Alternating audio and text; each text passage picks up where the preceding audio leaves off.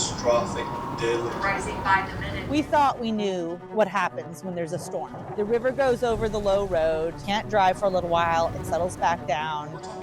So in the back of your mind, you're always thinking, that's going to happen this time. It's going to miss us. It's not coming here. Should we pack up something, put the chairs in or something? And he's like, nah, don't worry about it. We'll be fine. Everything will be fine. What we weren't prepared for was a storm that would go beyond the limits of what we thought was possible.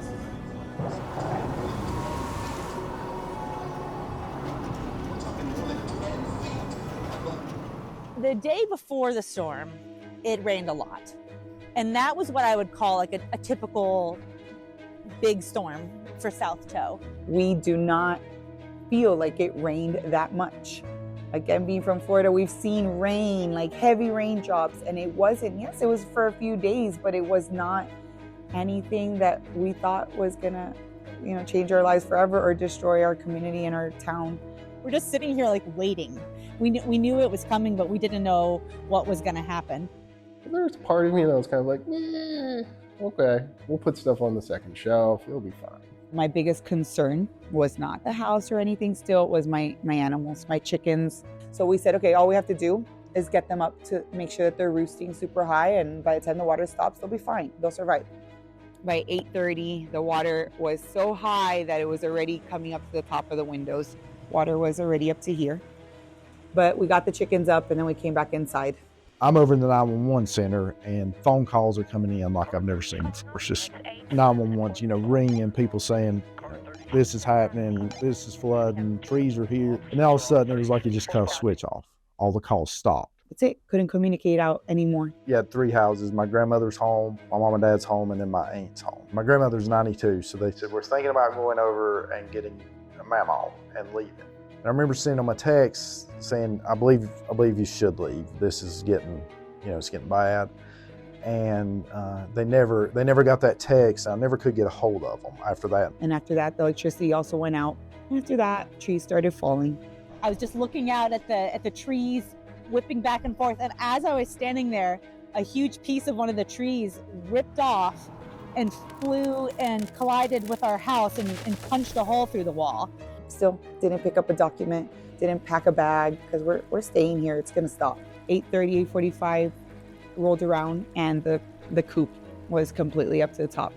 We found some help so that we can at least start grabbing chickens and throwing them. Just tossing chicken to person, then tossing chicken over. And I was standing under this rock here, under that boulder as the water, it was pouring and trees were falling left and right. So I was trying to kind of take cover. We had to swim under the door because the water was completely, all the way up. I have a creek here and I didn't think that the creek could ever do damage. It was from a creek that in normal days is not much bigger than this. And it became so big that it flooded the entire village. I didn't even know the name of that creek because it was so small to be nameless. This creek connects to the river, and that's the river that we spent a lot of our time. So it goes that the house at the end that belonged to a little old lady, one of our neighbors, was taken, and that it fell right in between the bridge and the river, and it blocked the water. It happened really quickly. You always think, what am I going to grab if there's a fire? What am I going to grab if there's a flood? And you have that in mind. When that moment comes, for me, I was just trying not to faint. We had a surplus military vehicle that goes through about 4 foot of water. So we get down to Michaelville and we can't get past Michael. We go to Riverside and we can't get past Riverside. We have a highway here, but there was trees blocking the exit. That was to the right. We couldn't leave to the left because the houses were already being taken by the river on the left. There was no way. We heard a knock on the door. Who is out in the storm? And it was our neighbor, Larry, and he was coming to see if we were okay because unbeknownst to us, this had just happened minutes before. They said that they heard this happen like a freight train, this landslide, and they saw it hit Jenny's house. Her house was still there, but it was knocked off the foundation. Actually, just minutes before, she had pulled her car downhill to the house, and so the house slid onto the car, and that caught it and kept the house from tumbling down the hill. We had just met our neighbors that morning at 7 a.m. for the first time, yes. They came down and they said, please, if you need to escape, you come find refuge in our house. We needed straps. The straps we had were not strong enough to remove the trees. And so we trekked all the way up to the neighbor's house, couldn't even go through his driveway because oak trees the size of this house were blocking it. They didn't stop there. They came down and they helped us move things, and they didn't, with the trees falling left and right. There were so many trees, you couldn't leave basically from the end of our driveway. This is Highway 19, 1 mile. The morning goes on, we're still just out. It's trees, we can't really get anywhere. It's our neighbor Jenny's house that is looking back towards our house. It looked like the apocalypse. This is the mountainside across from our house. Running the water. There's a mess around here. There's our house down there. I remember at one point they told us an apartment's flooding down here in town, right below the funeral home down here, and we see a guy trying to bust out a window of a house. And I'm like, obviously that's not something you see every day. So we're like, stop. And we're like, what's going on? And he said, there's some dogs in this house. So we go over to help him to find out that there was not only dogs, there was a woman and her child in there. And we was literally up to water this deep, me and him, on Main Street in Burnsville. And I thought, oh my goodness, this is Main Street in Burnsville. There's not even there's no river here. There's nothing. How bad is it, where the rivers are? I remember asking the fire department on the radio, I said, can you find my parents? And they said, well, yes, we'll try. Finally radio back and they said, we found them, they're safe, but their houses are gone. And then my son's standing at the top of the hill while they're moving the tree, and he's watching his whole house go underwater. Whole house. They were totally gone. I mean, there was nothing left. My grandmother's house had been there 70 years, and it was just nothing. There was no saving anything at that point. There was nothing to do. We just had to get out with our lives. I think the best way to describe it was overwhelming heartbreak. The fear you could see on everybody's face. They weren't saying anything. They were still out doing their job. But in the back of everybody's mind, it was, we didn't know if our own families was alive. And we're out seeing all this destruction and, pulling people out of homes and everything. And you're wondering, like, did my wife, did my kids, did they live? And just that not knowing was the toughest part. Okay, we're out in front of our house. It's getting to be evening. This is what's happening. There is a sinkhole and landslide blocking the road that way. But many, many people want to come down the valley to check on their loved ones. But they cannot because, again, there is a sinkhole blocking the road. To get back to your question, what was the biggest loss? The biggest loss is that my river, which was my sanctuary, became a murderer. The river was my sanctuary. I can't say nature betrayed us because I think we betrayed nature first. It's not nature's fault, but I feel betrayed by what used to be my safe place. And so that was my biggest loss, is my sense of home. Even though my house is still there, my home is destroyed. I lost my happy place. So my favorite place in the world is the Tow River.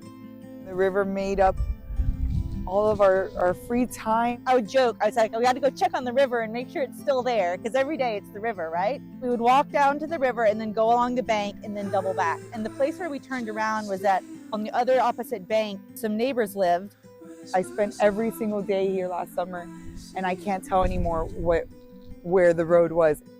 It was a long time before we made it down to the river again, because what had once been an easy 5-minute walk was now so destroyed. We literally couldn't walk there for months. This was a road, and that was the bridge, and it connected, but it doesn't even look like the river anymore because that was a road full of beautiful trees, and now they're all knocked over, and there's no homes. There was houses all here. There was houses. But when we made it there again, I saw that their house was gone. Sadly learned that their family drowned. It was 2 parents, a child, and a grandmother. It looked nothing like this. It was all grass and trees. It was so stunning. And now it's all like dead and empty. It just doesn't look like the same spot. It just doesn't. And so when I realized it was gone or destroyed, in a way that would take lifetimes to replenish. That was devastating. It's natural, it's nature. You can't just build it back. I think the best way to understand the devastation that happened here is with these maps, because you can see all the different waterways. Most folks don't understand how much water is in Yeatsy and Mitchell County.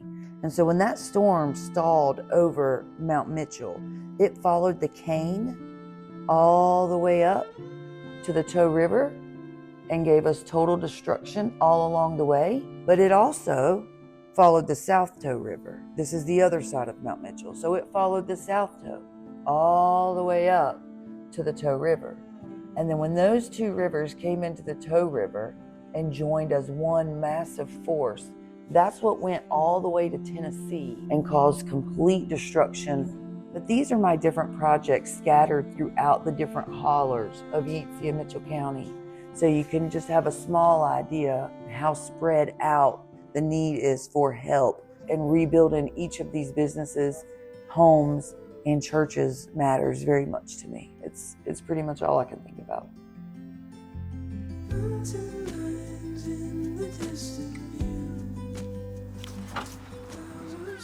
We're not allowed in, supposedly. That was put on a lot of our houses and apartments here. The county condemning all of our properties. We had a really cute closet here. All my collections and antiques of so many years. I picture Titanic. The things I found things from my bedroom in the kitchen and things from the kitchen in my bedroom. Things floating everywhere, everything just getting moved around. Water went all the way up to the top floor and about this deep in the kids' room. You can see the water line. You not recognize anything when we open that door. A lot of work went into taking the mud out of here. It looked like a bomb went off. Everything was tossed everywhere. 3 feet of mud. At first, everything was quiet, and it felt very much like we were in this alone. I understood then that it was going to take an army to rebuild my favorite place in the world. I looked across the street and there was an empty parking lot, and I said, let's go hand out this food. And so we just set up in Rose's parking lot with a little tent, and people would bring food and I would give it away. And they would bring more food and I would give it away. So I think like when I first got down here, there was that moment of just like complete devastation. And then I was like, okay, all right, let's get to work. We got to get this going. We got to save it. And that was the mindset that everyone else had. You know, those first few days, it wasn't the government, it wasn't FEMA, it wasn't anybody other than the people of this county that saved one another. All of a sudden, people started coming in from different states saying, I am with this organization, I am with this organization, we've heard the news, what's going on. And I'll never forget this little grandma who looked just like my great-grandmother. She come up and she got so excited over this can of meat. Meat I've never even seen before. Like, I don't even know what it was. I never seen that before. She's like, oh, this is my favorite. She was so excited. You just know that now they've been without food for a few days. And so they were so excited to get just a can of food. So I would say, well, take more. And they'll say, no, this is enough. I want to save more for other people. And so it become a battle with my community of, I got this here for you. God sent it. I'm going to need you to take it. No, somebody else is going to need it more than me, they would say. Day after day, people were stopping to see if we were okay. They would drive down as much as they could. They would leave supply at the top, seeing the devastation here on the property. A lot of the things I saw, I don't wish anybody would ever see, but some of the things I wish everybody could see, and that's part of it. Just everybody came together and was just, helping each other. Not everybody has this story because not everybody lived what we lived and needed the help. And so a lot of people were giving the help. I lost everything going through this, but the thing is that my heart could not, like it was just growing by the day with every single person that came down on our property to ask what they could help or what we needed. My faith in humanity was completely restored. Those people will always be in my heart. The amount of help that I received, you know, definitely is a big push to continue to move forward and know that we're going to pick up the pieces from here. So.